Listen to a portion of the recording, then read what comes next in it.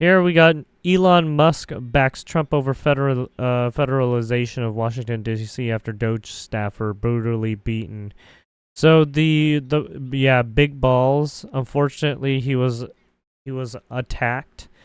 He was attacked because he was trying to save a woman from assault, I guess. And then it was just a bunch of, I guess, teens. It was like 8 people that grouped on him.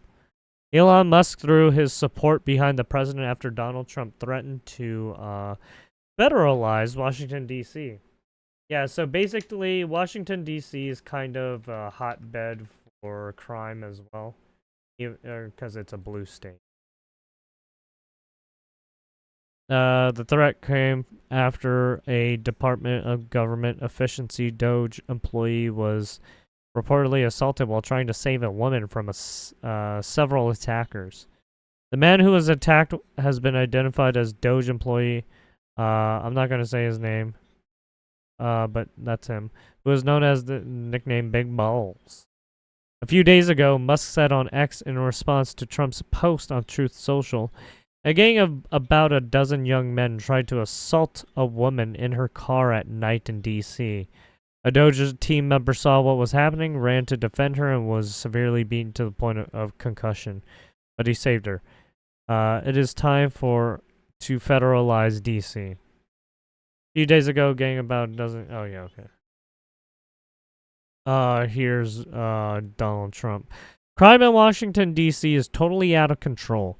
Local youths and gang members, some only 14, 15, and 16 years old, true, are randomly, I mean, you even got some of them fucking, right, 13 or 12 doing some shit. I think there was even 11-year-olds doing some shit at some point. Randomly attacking, but I think the 11-year-olds were on accident. They got into the gun and accidentally shot the gun. Something like that.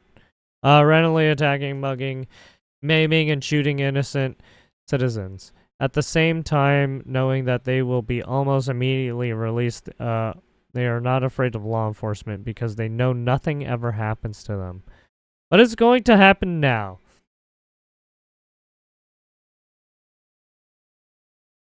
Sorry, I was going to yawn. That's why I waited. The law in D.C. must be changed to prosecute these minors as adults and lock them up for a long time, starting at age 14. The most recent victim was beaten mercilessly by local thugs. Washington, D.C. must be safe, clean, and beautiful for all Americans, and importantly, for the world to see.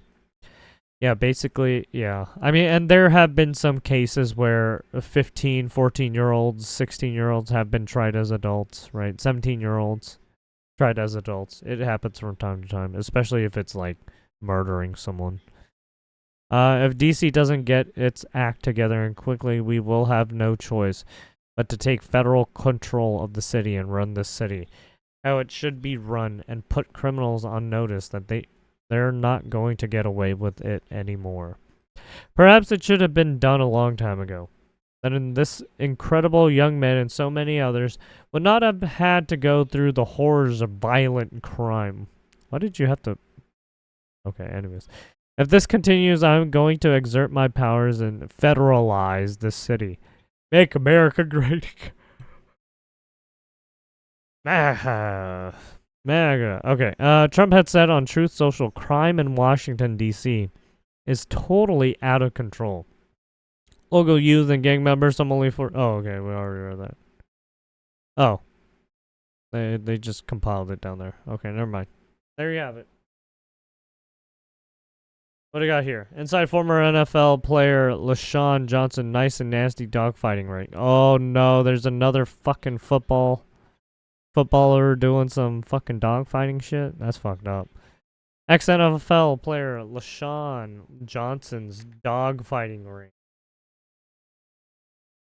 is believed to be the largest ever seizure of dogs in a federal case. According to the Justice Department, the former Giants running back allegedly described the dog bloodline he cultivated as nice and nasty.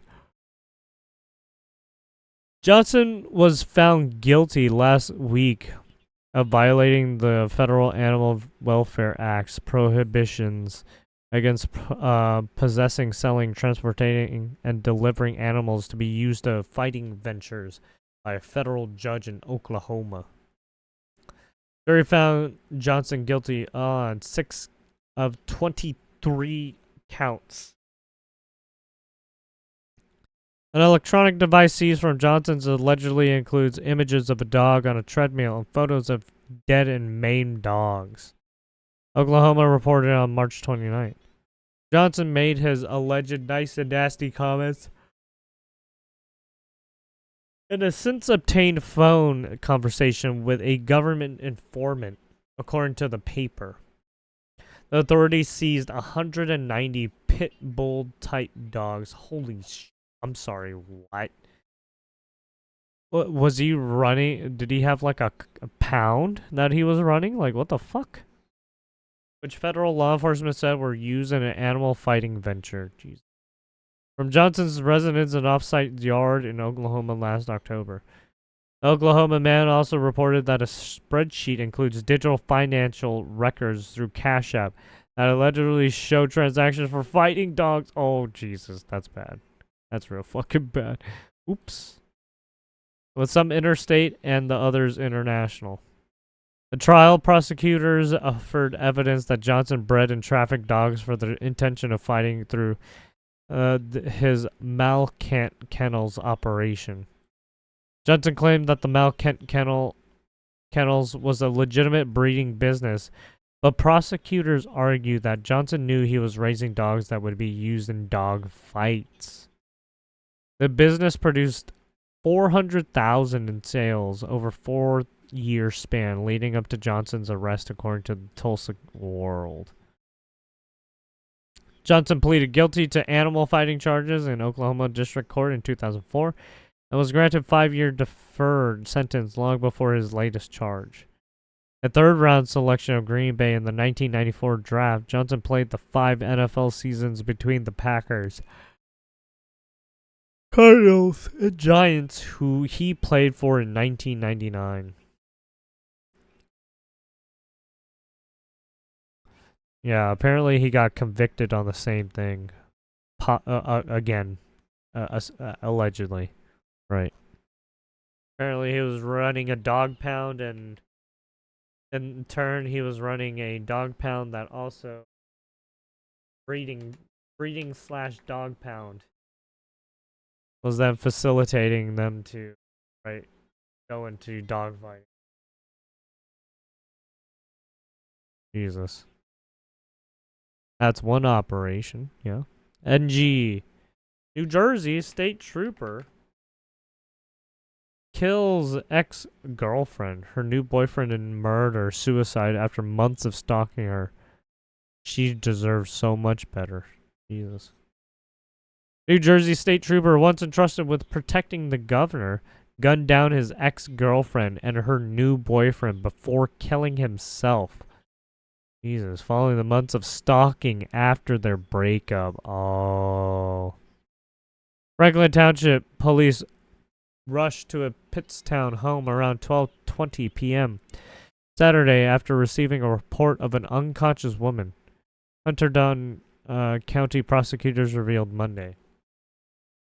Inside, officers found Lauren Semenchik, 33, and Tyler Webb, 29, deceased from gunshot wounds in what prosecutors called a targeted attack.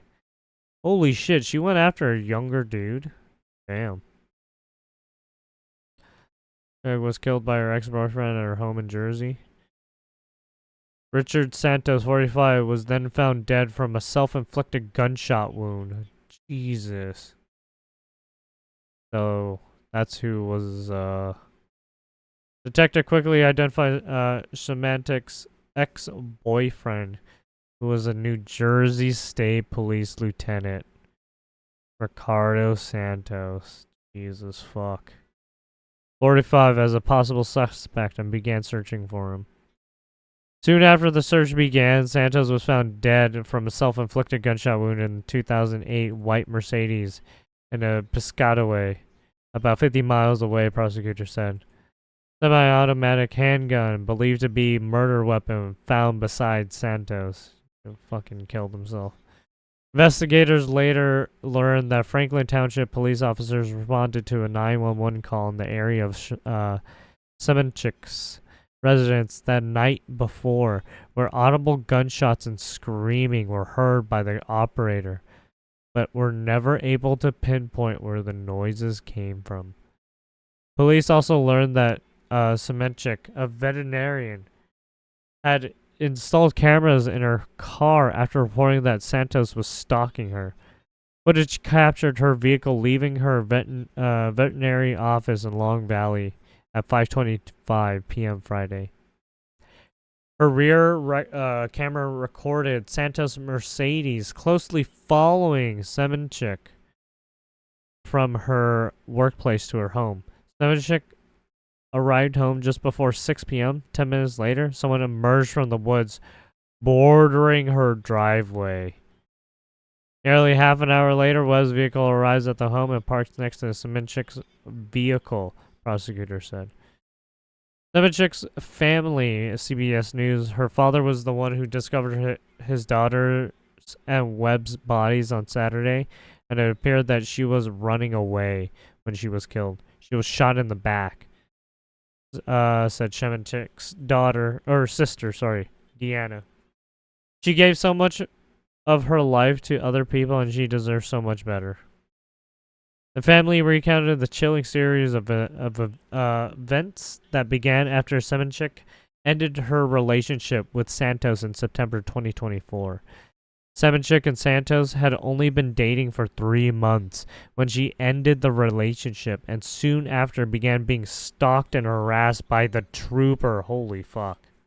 That's rough. So the trooper was already in bad mental space. She tried to block him many times, and he continued to call her from restricted numbers. He showed up at her work. That's where the car was keyed, Deanna Semenchik told the outlet.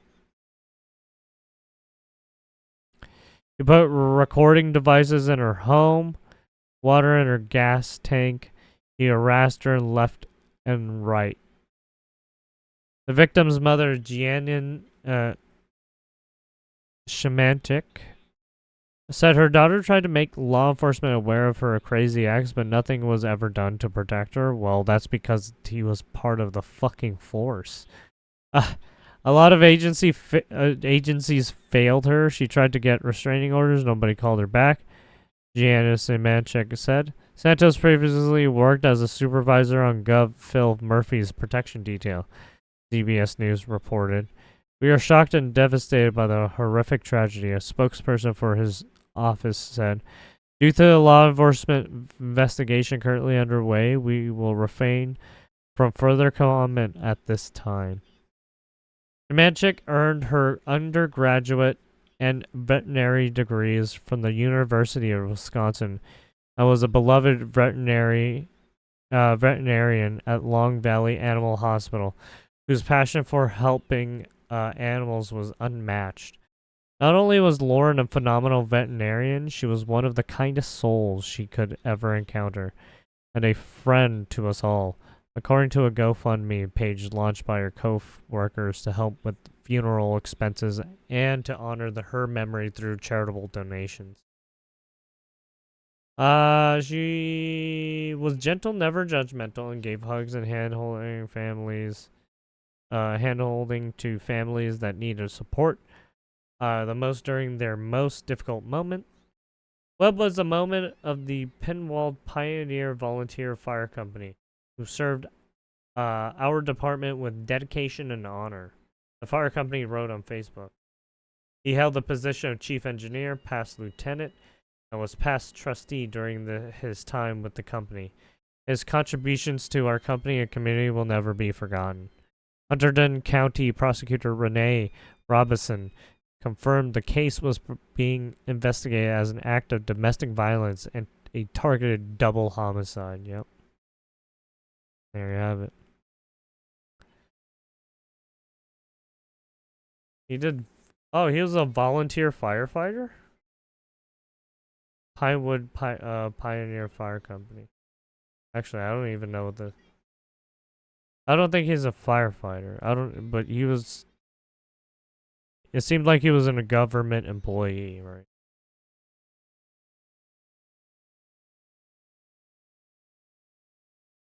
There you have it. A lieutenant, mentally unstable, goes after his ex-girlfriend and then goes on a spree and then kills himself.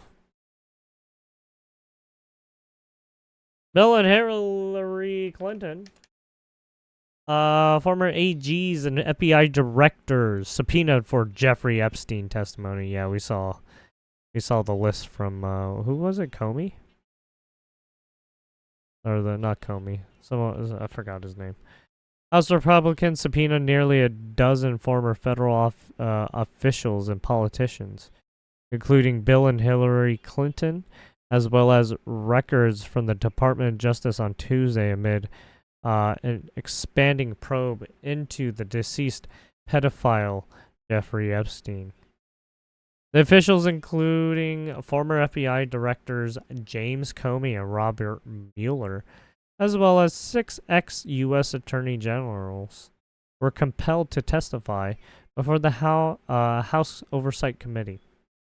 Oversight Chairman James Comer, our Republican of, Kentucky, announced the move days after DOJ officials interviewed Epstein accomplice Ghislaine Maxwell, who is serving a 20-year sentence in a federal prison for conspiring to sexually abuse young women or young girls.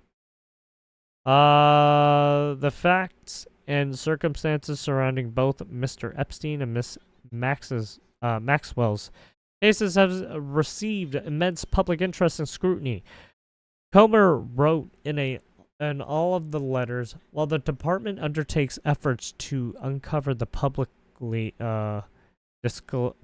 disclose additional information related to Mr. Epstein and Miss Maxwell's causes, it is imperative that Congress conduct oversight of the federal government's enforcement of sex trafficking laws generally and specifically its handling of the investigation and prosecution of Mr. Epstein and Miss Maxwell.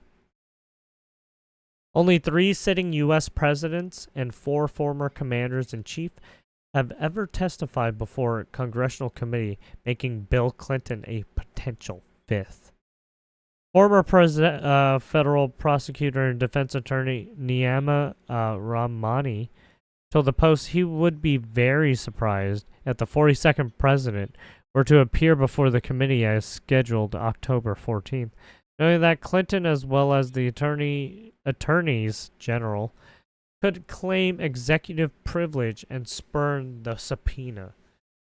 The Epstein investigation kicked into high gear after President Trump faced backlash over a 2-page memo released by his DOJ and FBI July 6th that found a systematic review of evidence uncovered no so-called client list of rich and well-connected associates implicated in his sickening crimes. Epstein, 66, committed suicide in his Manhattan jail cell August 10th, 2019. Multiple federal and independent medical investigators determined but his well-documented links to Hollywood stars, high-powered attorneys, politicians, and influential business leaders, along with his sudden death, led to furious speculation. Trump's current Attorney General Pam Bondi had indicated a client list was sitting on her desk for the review in February, and then the FBI's New York field office was in possession of thousands of pages of documents related to the investigation and indictment of Epstein, correct. But for some reason, they didn't fucking... Yo, Dream, we should build an Asian-only town. What do you want? This guy. There are kind of already... There's conclaves like those already. But the July 6 memo said there was no credible evidence found that Epstein blackmailed prominent individuals as part of his actions, and no evidence that could predicate an investigation against uncharged third parties. The FBI DOJ documents still noted that Epstein's crimes impacted over 1,000 victims.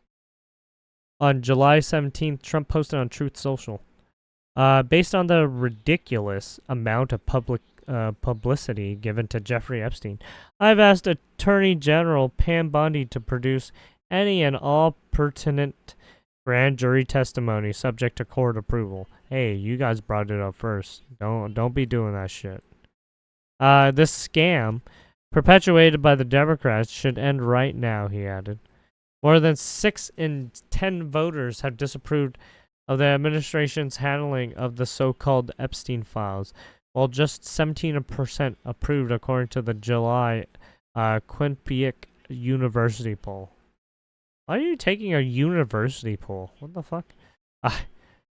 The public is understandably upset. This is a classic case of overpromising and under-delivering, Romani said. Yep.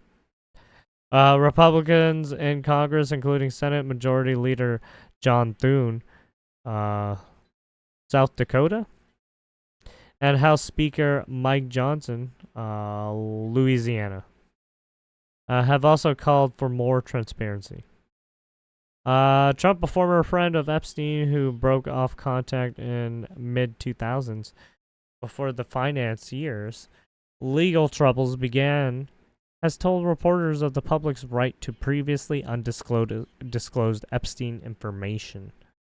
Anything that's credible, I would say let them have it. Deputy Attorney General Todd Blanche interviewed Maxwell July 24th and 25th at the U.S. Attorney's Office in Tallahassee, Florida, before she was shuttled to a spacious correctional center in Bryan, Texas last week. Maxwell, who was given limited immunity, answered every question about 100 different people, according to her lawyer, Oscar David Marcus, who has been pushing for full immunity in response to another subpoena for testimony from the oversight panel. The DOJ Maxwell discussion came amid a speculation that the former Epstein associates' legal team could be seeking clemency for their client, who was convicted in December 2021 and sentenced in June 2022. Her lawyers have already appealed her conviction to the U.S. Supreme Court, arguing that she should have been off limits to prosecutors under a plea agreement reached when Epstein was first charged with sex crimes. The justices will consider her petition in late September. The disgraced financer had to register as a sex offender after pleading guilty in June 2008 and Florida charges of soliciting sex from a minor, but went on host lavish parties and enjoy professional relationships with associates like Prince Andrew and associate founder Bill Gates. Bill Clinton rode on Epstein's private jet abroad, nicknamed the Lolita Express, at least 26 times.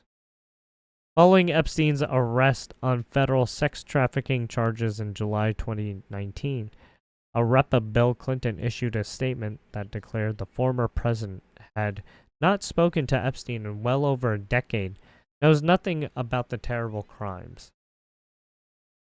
Well, apparently it's because Epstein and him had a falling out because Epstein was stealing employees from Trump.